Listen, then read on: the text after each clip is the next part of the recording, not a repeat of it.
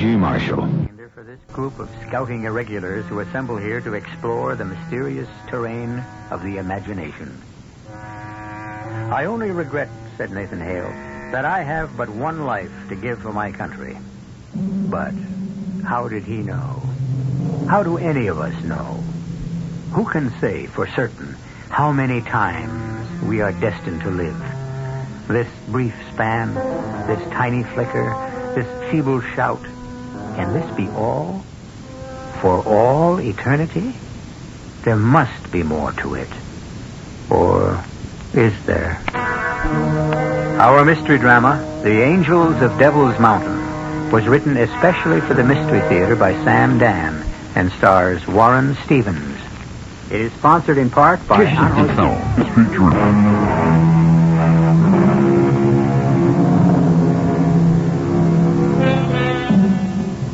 Donald K. Farrow drives through the summery Connecticut countryside. Donald K. Farrow, at 41, is scarcely 5 pounds heavier than he was 20 years ago, when he was named All-Ivy League running back. Of course, he has some silver in his hair, which is neither as thick nor as luxuriant as it used to be.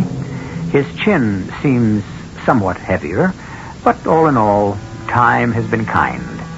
At this moment, Donald seems to have a problem. He feels a nagging little pain in the region of his heart. Nothing serious or unbearable, but it persists. And when Donald sees the sign that says motel, he decides to do the sensible thing. Do you have a reservation, Mr. Farlow? No, I don't. Well, it doesn't matter. Put you up anyhow. These days, nobody's turning away business. How long you plan on staying with us? Well, I don't know. I just don't know. Miss... That's Mrs. Collins. My husband, Harry, that is, my late husband, Harry, bought this place, and May I ask you something, Mrs. Collins? Why are you staring at me? Am I staring? Well, I probably am. The reason I ask is... That's so obvious. Oh, that bad, huh? Well, the minute you walked in through the front door and approached the desk, I was all set to say, hi, how you doing? The way you greet someone you know. Oh, do I look like someone you know? Oh, yes, definitely. Who? Well, I don't know. And yet, your face is so familiar. Well, I've never been in this area before. But could you be someone I might have seen on the TV? Oh, no. I mean, you're not a star or somebody in a commercial or something like that? No, nothing like that. Or a celebrity? Hardly. I've seen you. I know I've seen you. Well, it'll come to me sooner or later. We'll put you in room 124. That's just around to your right. Thank you. Are you okay, Miss Farlow? Yes, I'm all right. Well, you look as if something's bothering you. No, I'm fine. Just fine.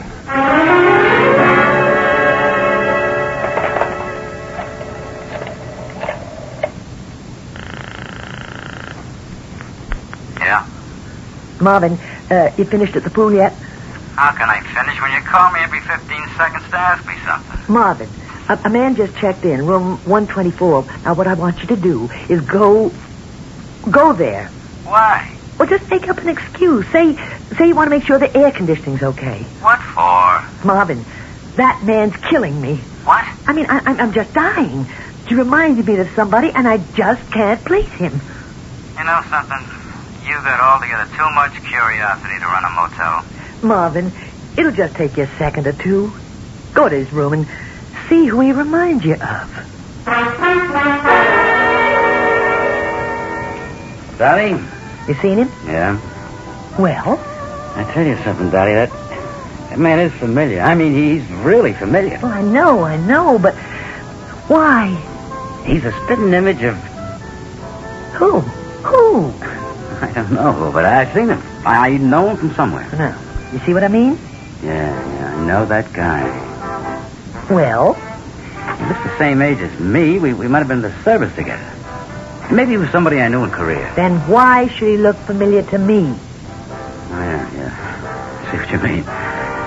But I'm positive the Army's got something to do with it. What do you mean, the Army? Well, I don't know. It's just that I look at this guy, and for some reason, I just think of the Army. Well, Maybe he's in the Army, and for some reason, his picture's been here in the paper. No, I never saw his picture in the paper, but... Hey, now that you say picture, I did see it someplace. You sure, Marvin? I'm not sure of nothing. All I know is the guy looks familiar, and I just can't place him. Well, take another good look. He's headed toward the desk now. Oh. Well, hello there, Mr. Farlow. Do you have a doctor nearby? Doctor? Oh, Mr. Farlow, something's wrong. I knew it. Well, I don't think it's serious. Well, if you're sick, you come to the right place. We got Devil's Mount Memorial Hospital here with the finest hospital. What's the matter, Mr. Farlow? I think perhaps it might be wise for me to check in. It's your heart. It's your heart, isn't it? I can tell by that look on your face. Marvin, you bring that station wagon around to the front.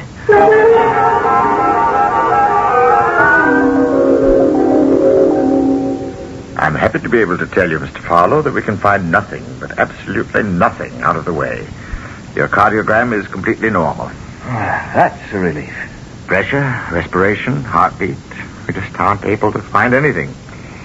And yet you have this pain. Yes, doctor. That's why I stopped here, in this town. Mm-hmm. Originally, I was going to... Tell me, do you have any cardiac history? No, sir, not that I know of. And the pain? Describe the pain. Well, it doesn't seem to be the kind of pain that I've been told to associate with a heart attack. Mm-hmm. Just more of a stabbing pain, as if I'd been stabbed. Doctor. Yes? Doctor, why are you staring at me? I wasn't aware that I was. Well, you are. Why, you still are. Well... Let me tell you something else. Everybody in this town has been staring at me. Everybody? Yes. Well, what do you mean by everybody? Everybody I've met. First, the lady who runs the motel. Dottie Collins. Yes, and the fellow who seems to be the handyman. He actually knocked on my door on some pretext just to look at me. Are you sure? And then the technician, right here, the one who gave me the cardiogram. She kept staring at me. It must be your imagination. Is it? Do I imagine that you're staring at me now? Mr. Farlow, haven't we met before? I couldn't say so. You look so familiar to me. Well, you don't appear at all familiar to me. I know you from somewhere. Well, this entire town, it seems, knows me from somewhere. But no one can say exactly where. Now, look, I've done nothing that would call me to public attention. Certainly not up here. I'm not a famous person. You've never been up this way before? I've only been in the state of Connecticut twice. And each time was more than 20 years ago. It was when Pennsylvania played Yale at the Bowl. Mm-hmm. Well, was your picture in the local papers at the time? I don't even remember. Now, are you telling me that people would recall a college football game of more than 2 decades ago in the face of a visiting player? No, Mr. Farlow, I'm only trying to create a basis of reality for what seems so mysterious. Well, and that little girl who took my cardiogram, she probably wasn't even born at the time. I know. Well, what's the difference whether or not I remind you of someone? No, none, really. Well, what does it all have to do with what's wrong with me? Nothing. Except, Mr. Farlow, we can't find anything at all that's wrong with you. Well, then, why do I have this pain in my heart? Your heart is absolutely sound. How can you say that? I have a pain here that increases. It seems to increase in severity. It just keeps getting worse. Look, Dr. Steinberg, you remember the elderly white-haired gentleman who examined you? As did Dr. Higgins, Dr. Summers. We can call in other specialists, but you won't find better men anywhere. And all of them say that you are normal. But something is wrong. I feel it. Why do I have this terrible pain in my heart? Suppose you answer this. Do you need a heart attack? What? I don't believe I heard that.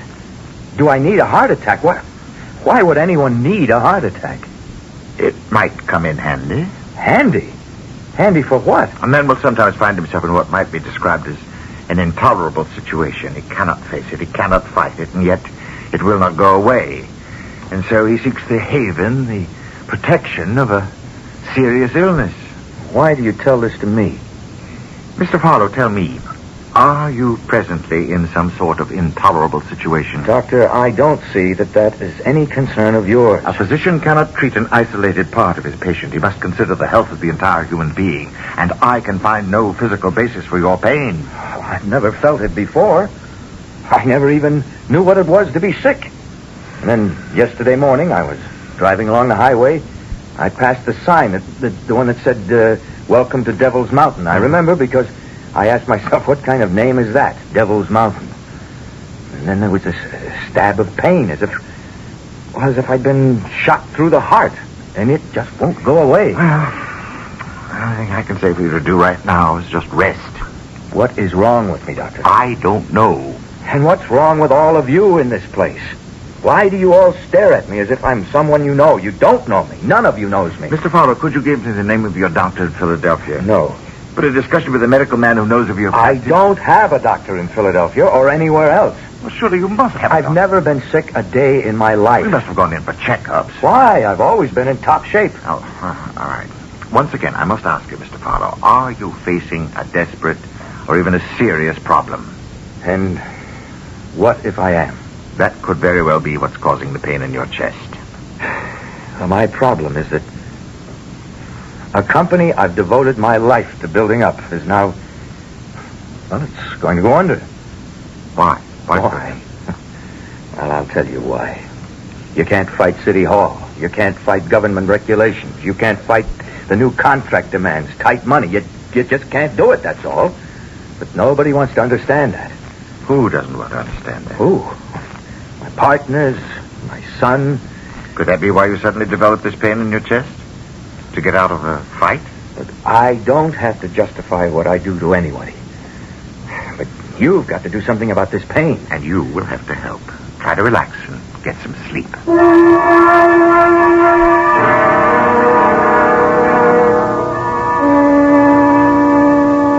Hi there, Doc. Hi. Medical Society lunch is in the Yankee room. Yeah. Try the bean soup. I will. Oh, by the by, that fellow we brought over to the hospital yesterday, Yes?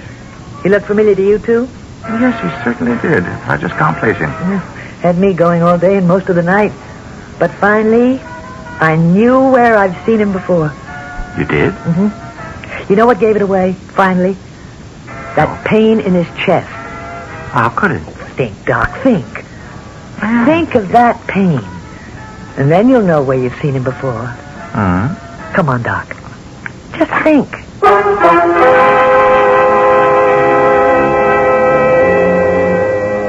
And while the doctor is thinking, we shall just steal away for a few seconds so that you can do some thinking, too. True, you don't have all the facts, but you do have enough to make an educated guess. Meanwhile, be inspired by the following words of wisdom, and before you know it, I shall return with Act 2. You see a face in the crowd. It's the face of no one you ever met, and yet you know that face. But why? Yes, you have seen it before, but where? If only you had a hint, a clue. To the folks in the town of Devil's Mountain, Donald Farrow's is such a face. It's the face of a complete stranger, but why is it so familiar? You say you know where we've all seen Mr. Farrow before, Dottie? Yeah. It finally came to me. Well, tell me. It was the pain in the chest that did it. Funny. All of us have been looking at that face for years. Where? I can't tell you. I'd have to show you. Let's go. That is, if you're curious enough to miss lunch. I'm curious enough to miss your special bean soup, so you better have the goods.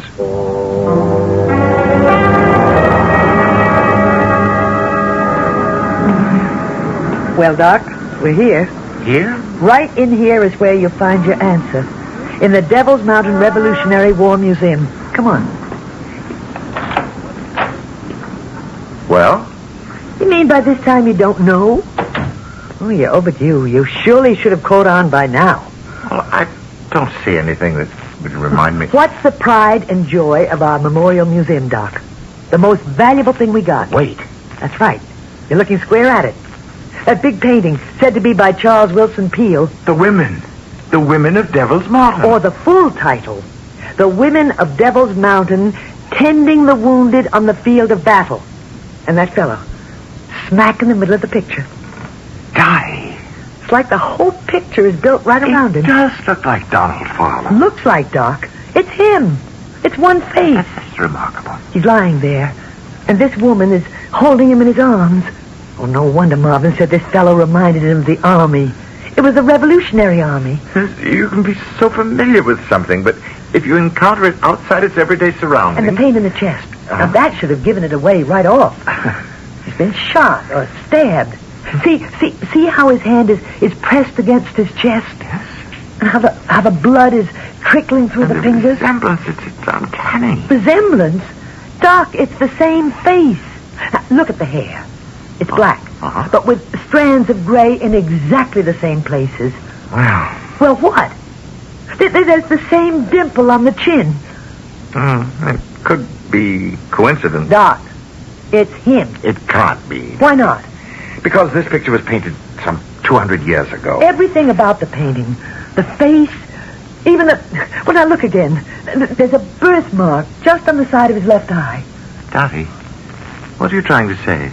If you could even imagine what I'd like to say, you'd decide maybe I'd better be put away. Oh, no. Go on, say it anyhow. Oh, Mr. Farrow is the soldier in that painting. How is that possible?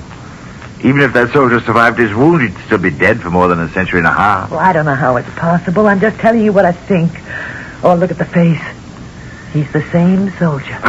Are you telling me he's the reincarnation of the soldier in the painting? I don't know anything about all that, and I couldn't care less. All I'm saying is he's the same soldier. Now, don't ask me how or why. And when he drove through here, something came over him, and he felt that terrible pain again. I'm afraid I couldn't accept that diagnosis. Okay, it's your turn. How do you account for it? I'm afraid I can't.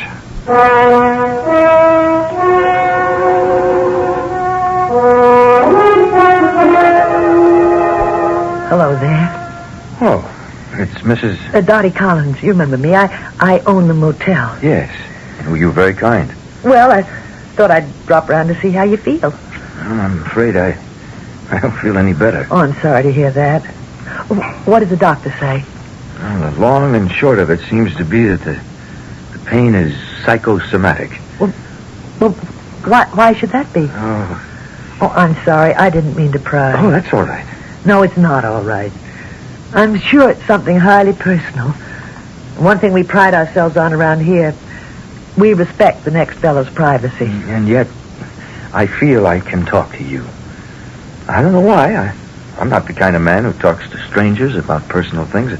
I don't usually talk to strangers at all. But somehow I feel that we're not strangers. But I know we've never met.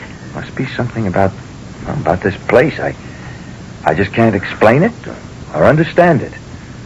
Everybody thinks I look like somebody they know.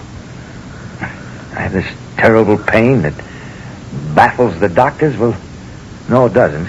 They claim I've got it because I'm running away. What are you running away from? A fight. You don't look like that kind to me. Yeah, this is a fight I can't win. Why? Because I'm up against too much money, too much power. Besides, I don't have to fight. You see, I could sell out to this big company and take a job with them. That'd be the smartest thing I could do. Why? Well, my own future would be assured. I wouldn't have to worry about debts or loans. I could save the jobs of maybe 100 men in the long run. Besides, I wouldn't have to work so hard. Well, tell me what's wrong with all that. Well, nothing really. Except that I could no longer call my soul my own. And that's why you've got this pain? Oh, there's a lot of medical jargon surrounding it, but I guess that's what it all boils down to. So how can you get rid of it? The way I'm going, I'll never get rid of it because, well, I get used to it. After a while, I won't even notice it. So I intend to leave here this afternoon. Go home and sign the agreement. Of course, there could be another reason why it hurts. No. The doctors have just about ruled out everything that might... You remember everyone stared at you? As if we all thought we knew you? Yes, and I'd like to know why. Well, it's because we do know you. You what? Everyone in this town. We've known you all our lives. Are you sure you're not all crazy? Yes, I'm sure. All of us who were born here and went to school here. We met you for the very first time when we were little kids. I wish I knew what you were talking about. The hero of Devil's Mountain. Look, are you all right? Well, why do you ask? Why do I ask? Do you realize what you're saying? How could I be the hero of whatever it is? Well, I may sound a little bit crazy, but that's only because I'm saying... Okay, I admit it sounds strange, but I'm sane. I'm sound. Ask anyone in town about me. Just exactly what are you trying to tell me? Can you come with me? Can you leave here? Well, yes, but where are you going to... I want you to meet someone. Who? I want you to meet yourself.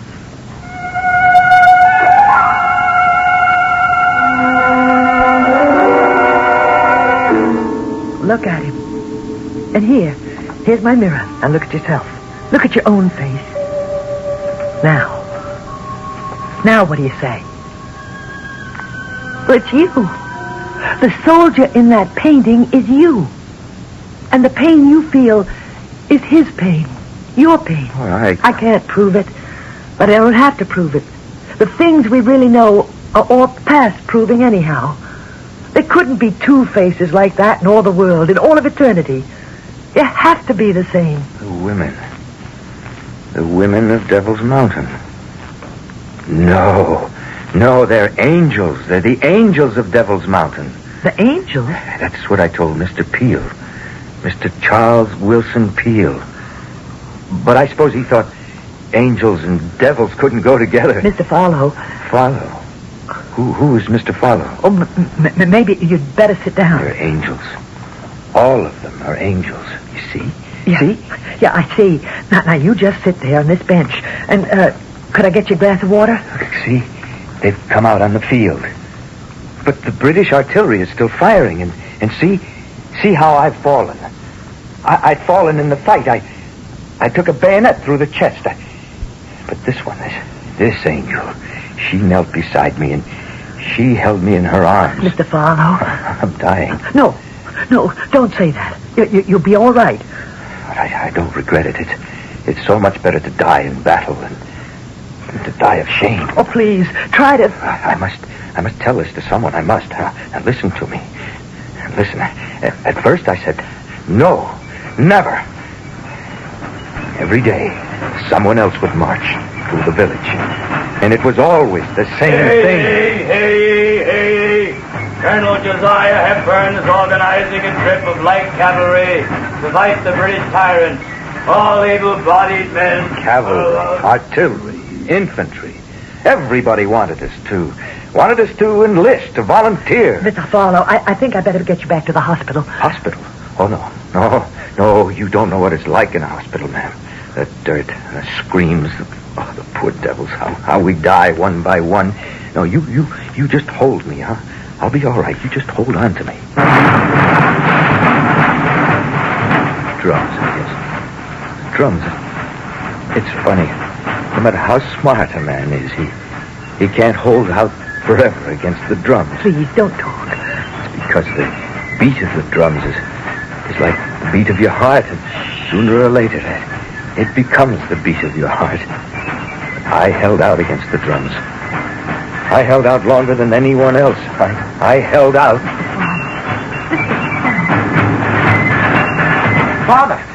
Father. Here I am, Jeb. I done it, Pa.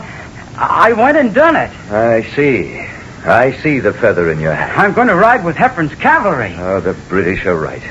He stuck a feather in his hat and called it macaroni. Now, Pa, You're 17 years old. I'm old enough to fight, sir. But you're too young to die. Now, who's been filling your head with such nonsense? It ain't nonsense, Pa. You're damn right it ain't. It's treason. I don't recognize the authority of the King of England. Well, now listen. Listen to this bunch of plowboys who are now going to ride their horses instead of following them. Pa, I know you don't hold with independence, but I wouldn't be so free with my mouth. No, Pa, I intend no disrespect. In other words, mouth. That would be smartest. It's just getting so that a man has got to choose. choose betwixt what? Well, you know, Pa, if you're for the crown, you better make plans to leave. If you're for independence, you better enlist. That's the choice? Yes, sir. You gotta choose one or the other. What do you say? What do I say? I say those words William Shakespeare said. I say the truest words ever spoken. A plague on both your houses.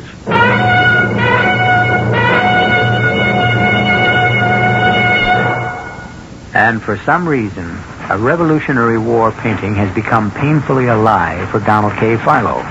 Suddenly, he is back there in those troubled and turbulent times. And from what we have just heard, he doesn't seem to be in tune with those times either. Well, the time has come for us to listen to some sage words of advice. And then I shall return with Act 3. The following thing... Businessmen who handle everything themselves. 10 phone calls, they've got 10 important letters out to any parts of the country. I think it makes your business more efficient. Well, what about the cost? For a few dollars, I can have the mailgram sent and a copy sent to me. The mailgram is definitely a value. It gives me additional time for other work. I've been talking with Harry Odell, one of many small businessmen who have discovered the convenience of mailgram. It's easy to send a mailgram. Just call Western Union's toll-free 800 number anytime, day or night. Mailgram. Impact of a telegram at a fraction of the cost.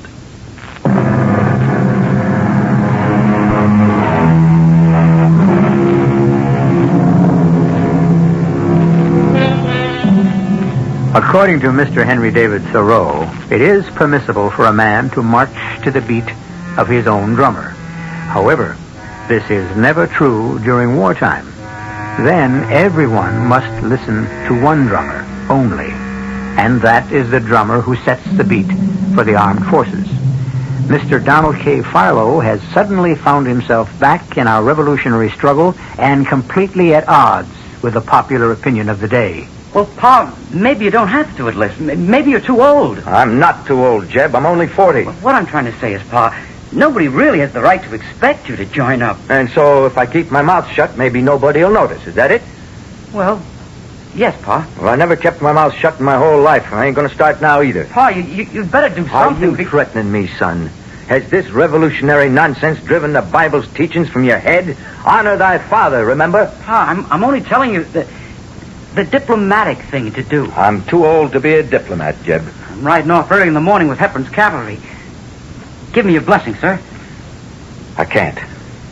Huh. Oh, yes, I could hold my hands over your head and bless your mission. But it'd be a lie, because I don't believe in it. All right, Pa, I understand. I'll do the best I can without it.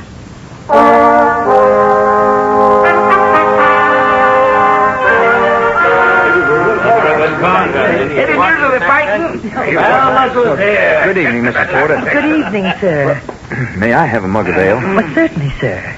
Didn't know you served red coats here, Abby. He ain't a red coat, he's a tan coat. Somebody get a rope. That's right. Why doesn't somebody get a rope? There's but one of me and 6 or 8 of you.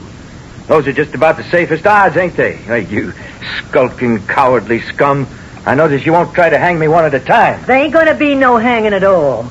Now, gentlemen, I must ask of all you to behave yourselves. It's my business to dispense hospitality to all who seek it.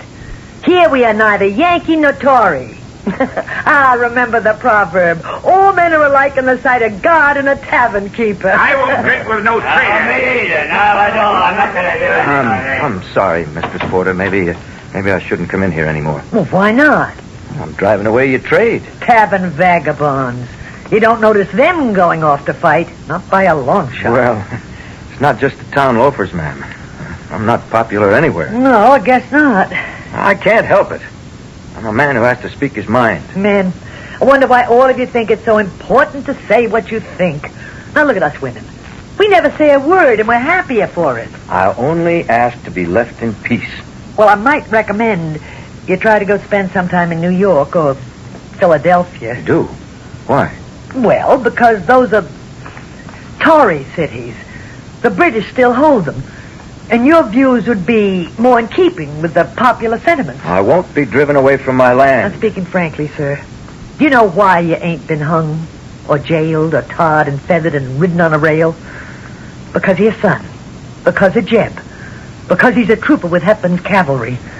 Nobody wants to break that lad's heart. My son has caught the popular madness. Why do you call it madness? Because no better word describes it. This motley collection of country bumpkins. Yes, Mistress Porter, that's all we are. Provincials, rustics. That's how the British see us. We're a joke to them. Then they must be laughing with tears in their eyes. We bled them pretty bad at Breed's Hill up in Boston. And look what Ethan Allen and his boys have done. And our own Israel Putnam. Oh, but soon they'll begin to take us seriously. And then the ball will be over. Their invincible fleet will strangle us with a blockade. I must say, sir, you do take a dim view. I take a realistic view. And who needed this war? Hotheads in Boston? Slave owners in Virginia? Oh, now you know there's more to it than that. What more? We could have lived in peace. This nonsense about taxation without representation. The average person doesn't have the right to vote in Great Britain either. And what do we want to vote for anyhow? What does it matter what scoundrel has chosen to loot the public treasury and misgovern the country? It matters because we have the right to choose him and turn him out. I don't think it's a right worth dying for. It's the principle of the thing. Principles. My principle is to be let alone, to live in peace, not to provoke a war which cannot be won. Why do you insist we can't win? Because the odds are against us. Common sense is against us. Reality is against us. The overwhelming weight of men, money, ships, guns are all against us. I agree. Well, then why do you support this insane enterprise? I agree that the odds are against us, but I insist we can win. Why?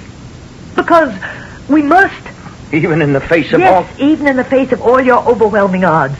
And I should like to ask you, sir, why are you opposed to the cause of independence? I told you why. First, I would rather live in peace. Second, we have no chance of obtaining. Are you sure there isn't a third reason? What's that? You're afraid to fight. Madam, I can assure you no man could ever say that to me. Oh, I don't mean that kind of fight. A fight that proves nothing, settles nothing. I mean the fight for human freedom. I'm free now. Slavery isn't all bad. There are pleasant forms of it, too. The life we led here was in many ways the life of a slave. We were told what to do, what to raise, what to manufacture, what to buy, what to sell. We were plagued by restrictions, limits, boundaries. Everything was at the pleasure of a king and his tyrannical ministers. I could live with it. Well, it takes all kinds. I guess maybe it does.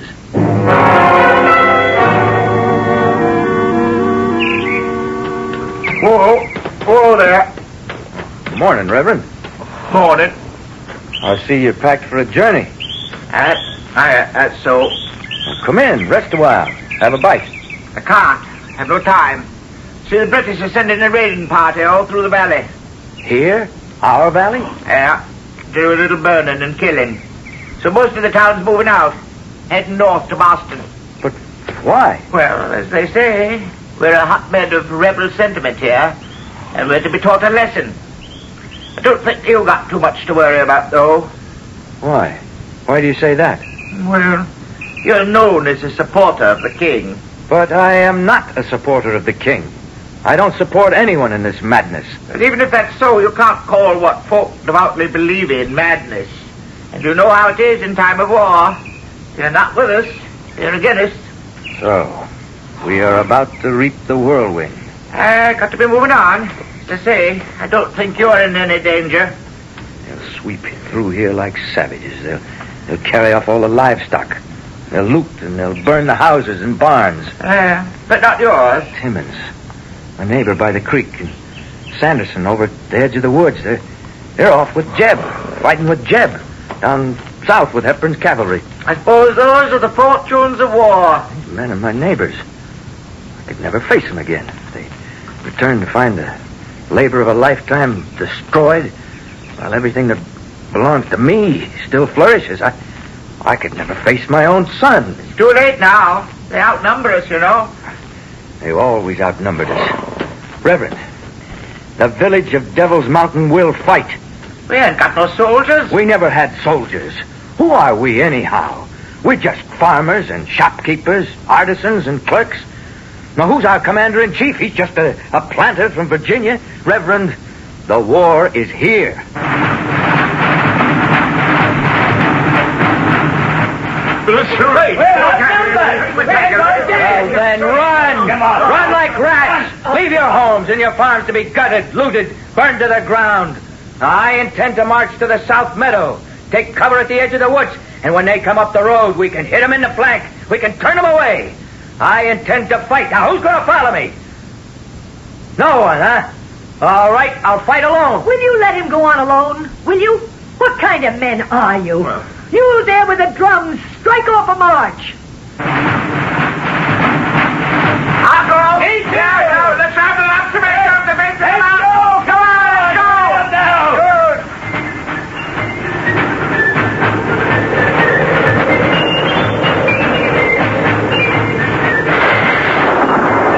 That's it, lads. Keep it up. We got him on the run. Keep it up.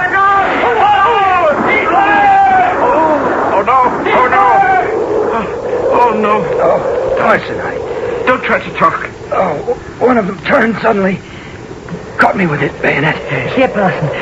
Let me hold him. What are you ladies doing here? There are wounded men, Reverend. But the British may attack again. Reverend, don't let the men disperse. Form them up again. Right, I will. And see that they have enough ammunition. I'll try. Don't try to talk. You'll be all right. I'll try to stop the bleeding. Now, just lie still. Who are you? You know who I am. You must be an angel. It hurts, doesn't it? Oh, it's all right. You must be an angel. What's an angel doing on Devil's Mountain? I'm not afraid to die. You won't die. Better to die this way. The other way, I could have stayed home and I'd have died of shame. You won't die. You'll heal. See? The blood isn't flowing so quickly. You'll live to fight again. Yes. I'll live. I'll fight again. I'll never stop fighting for what belongs to me. I'll fight.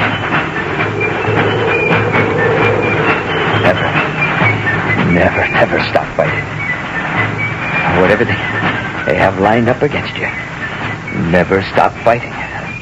They won't take away my factory. It's mine. It belongs to me. What am I saying? Are you all right, Mr. Farrow? Yes. Yes, I'm all right. Well, you look better. Better than what? Better than you did before. Excuse me, ma'am. What am I doing here? Well, you weren't feeling so good. I wasn't? And you stopped off at the Devil's Mountain Motel. How does it happen? I can't remember any of this. Well, you had a bad pain in your heart. I don't think I've ever had a bad pain in my life. The doctor would call it empathy, I think. Empathy? For whom? Well, that wounded soldier in the painting. Hey, I do think there's a slight resemblance. I guess I've been working too hard. I've been quite worried. What I did was, I must have been tired. I stopped at the motel and just passed out. Are you sure you're all right now? Oh, yes, positive. I have to get back home at once. I've got a lot to do. Funny, I never passed out before. And I don't remember coming here either. How did I get here? Well, the doctor thought a little walk might be good therapy. Well, it certainly was. I'm feeling just great. I'm much obliged to you. Well, what's funny? Well, it's not funny. Those women in the picture, see? See how they're helping the wounded? Well, you're keeping the tradition alive. You helped me. Yeah, that's a beautiful painting. It's called The Angels of Devil's Mountain, Tending the Wounded. Well, why do you say angels? It reads women. Oh, no. That's a mistake.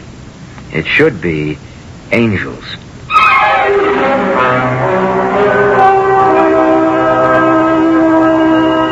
And he ought to know. Did he recover as the Revolutionary soldier and marry Mistress Porter? We don't know. We don't even know if he married Dottie. All we know is the tale we told you. You notice, both ladies were innkeepers. Or were they the same lady? Nothing should stop you from providing a romantic ending if you think you want one. And I shall be back in just a few moments.